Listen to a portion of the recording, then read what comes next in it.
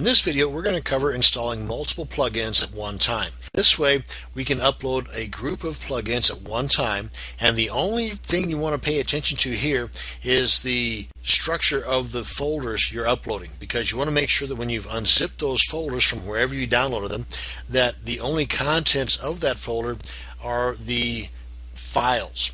In other words, you don't want there to be the folder inside of a folder that contains those files. Let me show you what I'm talking about. Like, for example, inside of here, let me get this into play here. Inside of here, we've got different folders, true, but these are the contents that WordPress is going to be using to make that plugin functional. Because if inside of this folder was another folder named contact-form-7, then it's not going to work, because WordPress is looking for the contents of this folder, not another folder by this name. Hopefully that makes sense. If not, just try it a couple of times, you'll see what I'm talking about. Now you see right now that inside of our plugins dashboard, we've only got the two defaults and the one we just uploaded in the prior video. And the methods we talked about in the prior video were ways in which you can upload plugins one at a time.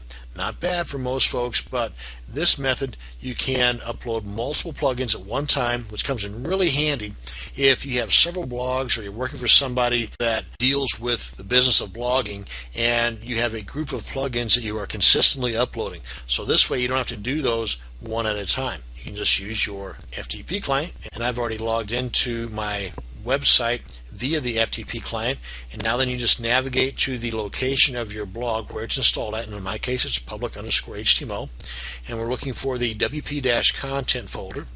Open that up. Then the plugins folder, we open that up, and here are the plugins that we have so far, plus the index.php, which we covered in our security videos earlier. Now over here are the plugins that I'm going to be uploading. Quite simple. You just select the plugins and upload them.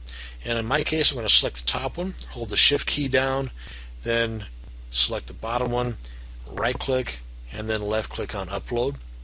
And oh yes, I am installing the Akismet over this one, so yes to all. Normally what I would do is I would delete everything in here except for the index.php and then upload, because that way I normally delete the Hello Dolly plugin anyway. Sorry Matt, that's just how I roll, and just upload the package of plugins, so that way I can just start from scratch. But that's just me.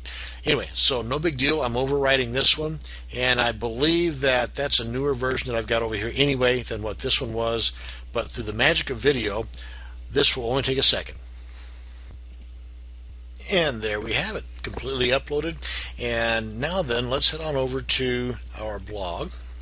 Now, one thing I want to mention as well, that so far I've been kind of harping on the power and the beauty behind the WordPress plugins. I do need to mention, though, that there is possibly a dark side of the plugins as well. Not that big of a deal, but it bears mentioning. And that is that the more plugins you add to your blog, the more work your server is going to have to do. Now, this work is measured in milliseconds, so it's not that much of a deal. But I do need to mention, though, that it may affect, however slightly, it may affect the load time of your blog, depending upon what type of plugins and how many plugins you have. There may be other ways in which you can get the same function without using plugins, but that might require additional knowledge or coding the actual blog itself rather than adding those snippets of code in the form of a plugin. Myself, I know beans about the coding, so for me, I think it's a small sacrifice for the millisecond or two of load time added to my blog loading than for me trying to find somebody that can add this particular code to my blog without having the plugins. But it does bear mentioning. And also, some plugins tend not to play nice with one another, so if you encounter problems with certain plugins or a plugin not working, you'll be alerted to that fact by an error message up at the top here for whatever reason, and it may even give you a particular line of that plugin's code that is affecting that it's not working, in which case you want to just start off by contacting the creator of the plugin. You've got their information right here, and then they'll be able to, in most cases, give you the support you need to get that plugin working, or to tell you, it ain't going to work, not the way you've got things set up. So that's just a little bit of info that I haven't told you about, but I think does need to be mentioned. So you may not want to go hog wild on just loading your site up with a bunch of plugins if you find out that you're not going to be using them. Just delete those you're not going to be using. For example, I never use Hello Dolly. Sorry, Matt, I just don't. So I just delete it. But that's that. And let's go ahead and refresh the page, and I'll show you all those plugins that have been uploaded. So you can see now this has changed. Upgrades available. There's 6 upgrades available. That's one of the things I wanted to show you too, is if we go to our, and this I believe only works with the version 2.9 of WordPress. Anything in the 2.8 or older, this I don't think has this feature. But under the tools, if you go to upgrade,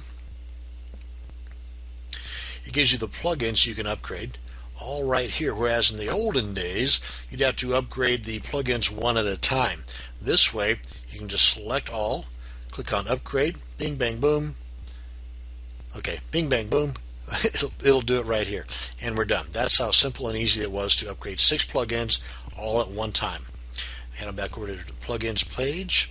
So I'm going to go ahead and activate all of these except for Hello Dolly.